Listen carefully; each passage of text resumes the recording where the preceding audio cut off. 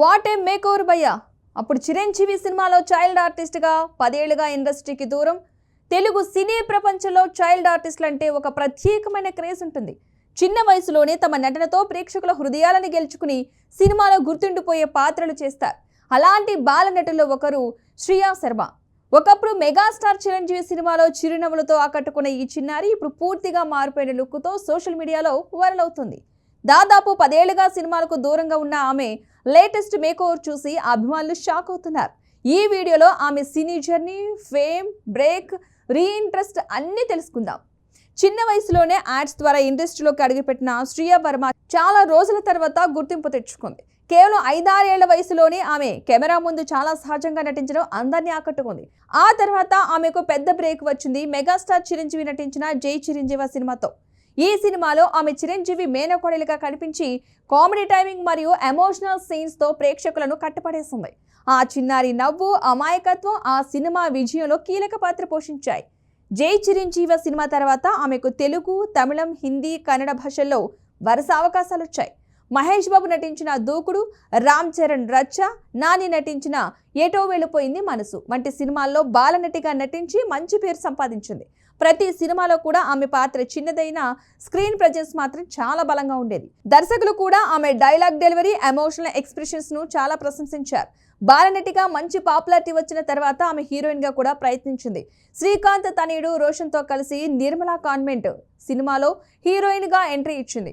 ఈ సినిమా ద్వారా ఆమెకు లీడ్ రోల్ చేసే అవకాశం వచ్చింది. కానీ అనుకున్నంత పెద్ద బ్రేక్ మాత్రం రాలేదు.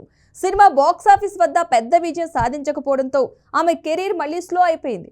దీంతో ఆమె సినిమాల నుంచి కొంతకాలం బ్రేక్ తీసుకుంది. సినిమాల నుంచి దూరంగా వెళ్లిన తర్వాత శ్రియా వర్మ తన దృష్టిని చదువుపై కేంద్రీకరించింది.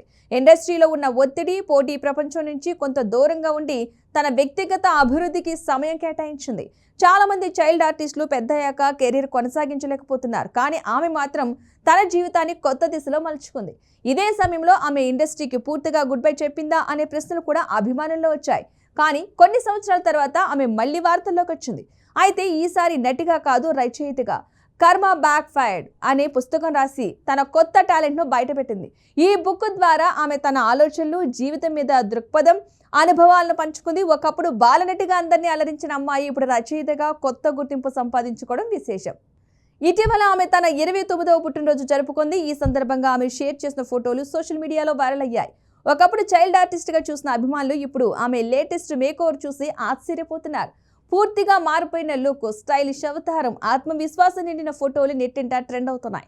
ఇదేనా మనం చూసిన చిన్నారి అంటూ అభిమానులు కామెంట్లు చేస్తున్నారు. సోషల్ మీడియాలో ఆమె ఫోటోలు వైరల్ అవుతున్నప్పటికీ ఆమె మాత్రం చాలా సింపుల్ గా లైఫ్ ని ఎంచుకుంది. గ్లామర్ ప్రపంచానికి దూరంగా ఉంటూ తన వ్యక్తిగత జీవితాన్ని ప్రైవేట్గా ఉంచుతుంది. ఈ మార్పు ఆమెను మరింత డిఫరెంట్ గా చూపిస్తుంది. సినీ ఇండస్ట్రీలో మళ్ళీ రీఎంట్రీ ఇస్తుందా లేదా అనే ప్రశ్న ఇప్పటికీ అభిమానుల్లో ఉంది. చైల్డ్ ఆర్టిస్టుల జీవితం ఎప్పుడూ సులభం కాదు. చిన్న వయసులో స్టార్డమ్ చూసిన తర్వాత పెద్దయ్యాక అదే స్థాయిలో అవకాశాలు రావడం చాలా కష్టం. శ్రియా శర్మ ఉదాహరణ కూడా అదే చూపిస్తోంది.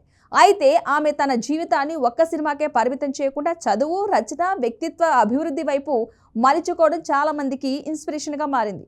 ఇప్పుడు సోషల్ మీడియాలో Shriya Sharma transformation, Chiranjeevi child artist now, జై చిరంజీవ గర్ల్ లేటెస్ట్ లుక్ వంటి కీవర్డ్స్ ట్రెండ్ అయితే అవుతున్నాయి. యూట్యూబ్లో ఆమె మేకోవర్ వీడియోలు లక్షల వ్యూస్ సాధిస్తున్నాయి. ఇది ఆమెకు మళ్ళీ ఒక కొత్త క్రేజ్ తెచ్చిపెడుతుంది.